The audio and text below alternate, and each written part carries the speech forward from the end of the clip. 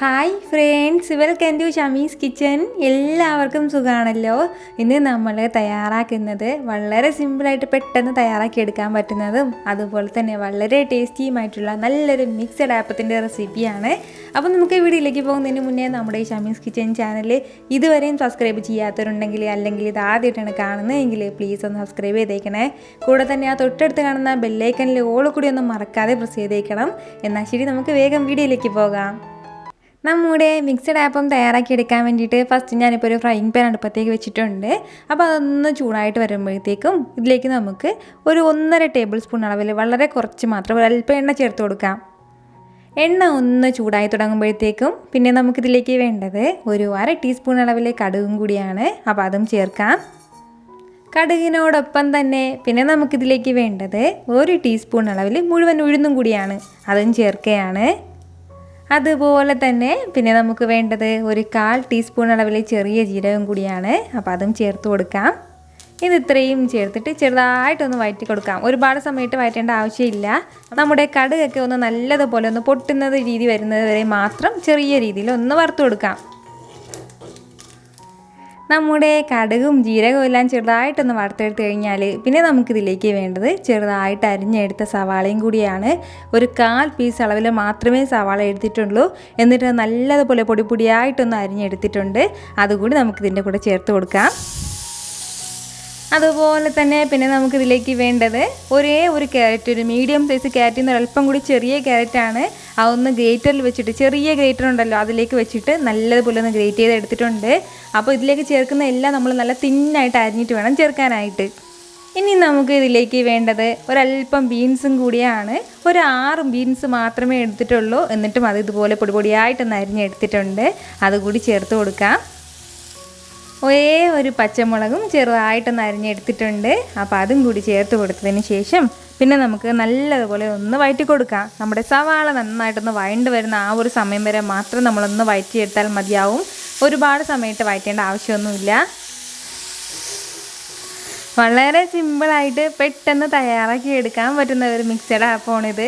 കുട്ടികളൊക്കെ പച്ചക്കറികളൊക്കെ കഴിക്കാനായിട്ട് ഇഷ്ടപ്പെടാത്ത കുട്ടികളുണ്ടെങ്കിലോ അല്ലാന്നുണ്ടെങ്കിൽ നമുക്ക് പ്രത്യേകിച്ച് കറികളൊന്നും വെക്കാൻ സമയമില്ല, ഒരു ചായയോ അല്ലെങ്കിൽ ഒരു കട്ടനോ മാത്രമേ ഉള്ളൂവെങ്കിൽ അതിൻ്റെ കൂടെയൊക്കെ നല്ല ബെസ്റ്റായിട്ടുള്ള മിക്സഡ് ആപ്പാണ്. നമുക്ക് ഏത് സമയത്ത് വേണമെങ്കിലും തയ്യാറാക്കി കഴിക്കാവുന്നതാണ്. ഒരുപാട് സമയത്ത് നമ്മളിപ്പോൾ വഴറ്റുകയാണെന്നുണ്ടെങ്കിൽ നമ്മുടെ പച്ചക്കറികളുടെ കളറൊക്കെ ഇങ്ങ് മാറിപ്പോവും. ക്യാരറ്റിൻ്റെ കളറും മാറും, അതുപോലെ തന്നെ ബീൻസിൻ്റെ കളറൊക്കെ മാറിപ്പോവും. അതിൻ്റെ പേരിൽ ചെറിയ രീതിയിൽ ഇതുപോലെ ഒന്ന് വഴറ്റിയെടുത്ത് കഴിഞ്ഞാൽ പിന്നെ നമുക്കിതിലേക്ക് ബാക്കി ചേരുവയും കൂടി ചേർത്ത് കൊടുക്കണം. അധികമായിട്ട് നമുക്കിതിലേക്ക് ഒന്നും ചേർക്കാനായിട്ടില്ല. വളരെ കുറച്ച് മാത്രം കറിവേപ്പില. അത് വന്നിട്ട് കറിവേപ്പില നമ്മൾ ഇതുപോലെ ചെറിയ ചെറിയ കുട്ടി കുട്ടി പീസാക്കിയിട്ട് ഒന്ന് അരിഞ്ഞിട്ടിടണം. അതുപോലെ തന്നെ ഒരല്പം തക്കാളിയും കൂടി. തക്കാളി ഇപ്പോൾ നമ്മൾ സാധാരണ തക്കാളിക്കുള്ളിലുള്ള ആ സീഡ്സും അതുപോലെ തന്നെ ആ ഫ്ലഷൊക്കെ ഒന്ന് മാറ്റിയതിന് ശേഷം നമ്മൾ അതിന് പുറം ഭാഗം മാത്രമാണ് ചെറുതായിട്ടൊന്ന് അരിഞ്ഞെടുത്തിട്ടുള്ളത്. അല്ലാതെ നമ്മൾ അതിൻ്റെ ഫ്ലഷൊക്കെ കൂടി വെച്ചിട്ട് നമ്മൾ അരിയാണെന്നുണ്ടെങ്കിൽ ഇതെല്ലാം കൂടി ഇങ്ങനെ കുഴഞ്ഞു പോകും. അങ്ങനെയല്ല നമുക്ക് കിട്ടേണ്ടത്. അതിൻ്റെ പേരിൽ ഒരു പകുതി തക്കാളി, വലിയ തക്കാളിയാണെന്നുണ്ടെങ്കിൽ അതിൻ്റെ പകുതി, ചെറിയ തക്കാളിയാണെന്നുണ്ടെങ്കിൽ ഒരു തക്കാളി, അതുകൂടി നമുക്ക് ഇതിൻ്റെ കൂടെ ചേർക്കാം. ഫസ്റ്റിലേ നമ്മളിത് വഴറ്റുന്ന സമയത്ത് ചേർക്കേണ്ട ആവശ്യമില്ല, എങ്കിൽ പിന്നെ എല്ലാം കൂടി കുഴയും. അതിൻ്റെ പേരിലാണ്. ഇനി നമുക്ക് ഇതിലേക്ക് വേണ്ടത് നമ്മുടെ വെജിറ്റബിൾസിന് മാത്രം ആവശ്യമായിട്ടുള്ള ഒരല്പം ഉപ്പും കൂടിയാണ്. കൂടുതലൊന്നും വേണ്ട, ഒരല്പം മാത്രം ഉപ്പും ചേർത്ത് കൊടുത്തിട്ട് നന്നായിട്ടൊന്ന് മിക്സ് ചെയ്യാം. മിക്സ് ചെയ്തതിന് ശേഷം പിന്നെ നമുക്ക് ഫ്ലെയിം ഓഫ് ചെയ്ത് കൊടുക്കാം. പിന്നീട് നമുക്ക് ഈ ചൂടിൽ വെച്ചിട്ട് പിന്നീട് നമുക്ക് ഒരുപാട് സമയത്ത് വഴറ്റേണ്ട ആവശ്യമില്ലെങ്കിൽ തക്കാളിയൊക്കെ വെന്ത് കുഴഞ്ഞു പോകും. അപ്പോൾ ചെറിയ രീതിയിൽ ഇതുപോലെ ഒന്ന് മിക്സ് ചെയ്ത് എടുത്ത് കൊടുത്തതിന് ശേഷം പിന്നീട് നമുക്ക് മാറ്റാവുന്നതേ ഉള്ളൂ. ഇപ്പോൾ നമ്മുടെ മിക്സഡ് എല്ലാം നല്ല സൂപ്പറായിട്ട് റെഡി ആയിട്ടുണ്ട്. അപ്പോൾ ഇനി നമുക്ക് വേണ്ടത് ഇതിന് വേണ്ടിയിട്ടുള്ള ബാറ്ററിൽ ഇതെല്ലാം ഒന്ന് ചേർത്തെടുക്കണം. ഞാനിപ്പോൾ നേരത്തെ തയ്യാറാക്കി വെച്ചിട്ടുള്ള നമ്മുടെ ആപ്പത്തിൻ്റെ മാവ് എടുത്ത് വെച്ചിട്ടുണ്ട്. ഇതിലേക്ക് വേറെ ഒന്നും ചേർത്തിട്ടില്ല. സാധാരണ നമ്മൾ ആപ്പം തയ്യാറാക്കുന്നത് പോലെ പച്ചരിയും അതുപോലെ തന്നെ ഒരല്പം ചിരകിയ തേങ്ങയും ചോറും ഉഴുന്നും ശകലം ഉഴുന്നും കൂടി ചേർത്തിട്ട് തയ്യാറാക്കിയെടുത്ത മാവാണ്. അപ്പോൾ നിങ്ങൾക്ക് ഈ ആപ്പത്തിൻ്റെ മാവ് വേണമെന്നുണ്ടെങ്കിൽ, ഇതിൻ്റെ റെസിപ്പി വേണമെന്നുണ്ടെങ്കിൽ നിങ്ങൾ കമൻറ്റ് ചെയ്തിരുന്നാൽ മതി, ഞാൻ അപ്ലോഡ് ചെയ്യാം. അപ്പോൾ അങ്ങനെ തയ്യാറാക്കിയെടുത്ത ആപ്പം മാവാണ്. ഈ ആപ്പം മാവിന് പകരം നമുക്ക് ദോശമാവിൽ ഇത് തയ്യാറാക്കിയെടുക്കാവുന്നേ ഉള്ളൂ. പ്രത്യേകിച്ച് നമ്മൾ ദോശയുടെ ആ മാവിൽ തന്നെ വേറെ ഒന്നും ടേസ്റ്റിനൊന്നും വ്യത്യാസം വരാൻ പോകുന്നില്ല. അപ്പോൾ ഇത് രണ്ടിലും നമുക്ക് തയ്യാറാക്കിയെടുക്കാവുന്നേ ഉള്ളൂ. സാധാരണ നമ്മൾ ആപ്പം തയ്യാറാക്കുമ്പോഴത്തേക്കും ഒരല്പം സോഡാപ്പൊടിയും അതുപോലെ തന്നെ ഉപ്പും പഞ്ചസാരയൊക്കെ ചേർക്കാറുണ്ട്, ഒരു നുള്ള് പഞ്ചസാരയൊക്കെ ചേർക്കാറുണ്ട്. അതുപോലെ ചേർത്ത് മിക്സ് ചെയ്ത് വെച്ചിരിക്കുന്നതാണ്. ഇനി ഇതിലേക്ക് നമ്മുടെ തയ്യാറാക്കി മാറ്റി വെച്ചിരിക്കുന്ന മിക്സും കൂടി ചേർത്ത് കൊടുക്കാം.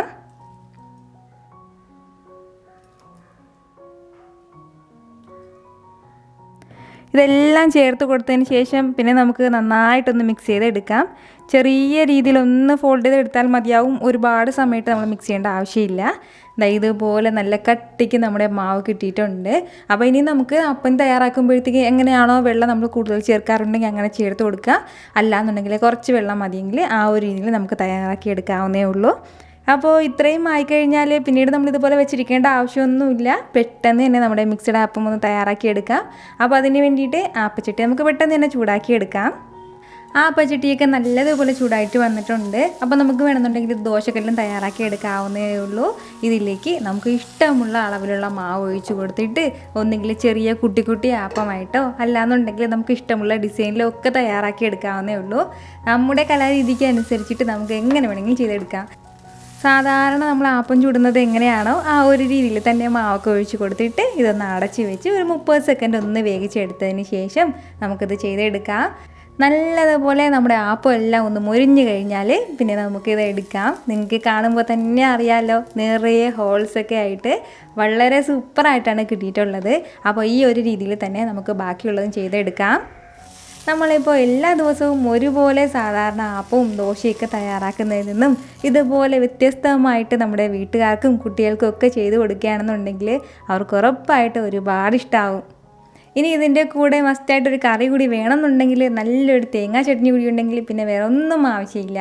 ട്രൈ ചെയ്ത് നോക്കുന്നവരെല്ലാവരും മറക്കാതെ ഒന്ന് ഫീഡ്ബാക്ക് അറിയിച്ചേക്കണം. കാരണം നിങ്ങളുടെ ഫീഡ്ബാക്ക് കാണുമ്പോഴായിരിക്കും അത് മറ്റുള്ളവർക്കും ട്രൈ ചെയ്ത് നോക്കാൻ വേണ്ടി തോന്നുന്നത്. അപ്പോൾ ഈ വീഡിയോ നിങ്ങൾക്ക് ഇഷ്ടമായിട്ടുണ്ടെന്നാണ് എൻ്റെ വിശ്വാസം. ഇഷ്ടമായാൽ ഇതൊന്ന് ലൈക്ക് ചെയ്തേക്കണം. ഇത് മറ്റുള്ളവരും കാണണമെന്ന് ആഗ്രഹിക്കുന്നുണ്ടെങ്കിൽ നിങ്ങളുടെ ഫ്രണ്ട്സിനും ഫാമിലിക്കും എല്ലാവർക്കും ഒന്ന് ഷെയർ ചെയ്ത് കൊടുക്കാനും മറക്കരുത്. വീണ്ടും നല്ലൊരു ഉഷാറ് വീഡിയോ ആയിട്ട് ഞാൻ വരുന്നതായിരിക്കും. അതുവരേക്കും എല്ലാവരും ഹാപ്പി ആയിട്ടിരിക്കുക, സന്തോഷമായിട്ടിരിക്കുക, എല്ലാവരും സേഫ് ആയിട്ടിരിക്കണം. Take care friends.